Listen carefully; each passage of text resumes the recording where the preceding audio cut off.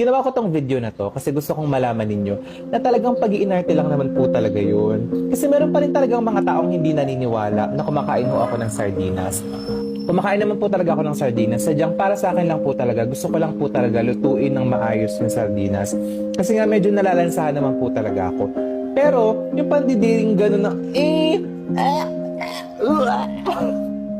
may mga ganong klaseng reaksyon, hindi naman po talaga totoo yun. Sadyang content lang naman yun. Tapos ito pa, merong mga tao nagsasabi sa akin na kahit ano daw yung gawin kong pagpapakabait o kahit magpakabait daw ako sa social media, mag-iba daw ako ng content, na parang yung content na ginagawa ko na ho ngayon sa lola at lolo ko, na pinapakita ko po yung katotohanan sa buhay ko. Sinasabi nila na kahit anong gawin ko, hindi ko na mababago yung imahe ko sa social media. Para naman po sa akin, nire-respeto ko naman po yung mga ganong klaseng opinion, yung mga ganong klaseng commentary ng mga tao sa paligid ko, na marami po talagang taong na-offend, at marami po talagang taong mga nabastusan sa mga ginawa kong eating challenges, lalong-lalo na po sa pagkain ko ng sardinas. Nung time ko yun, na nag-iinarte, na parang pinandidirian ko po yung pagkain ng mga mahihirap.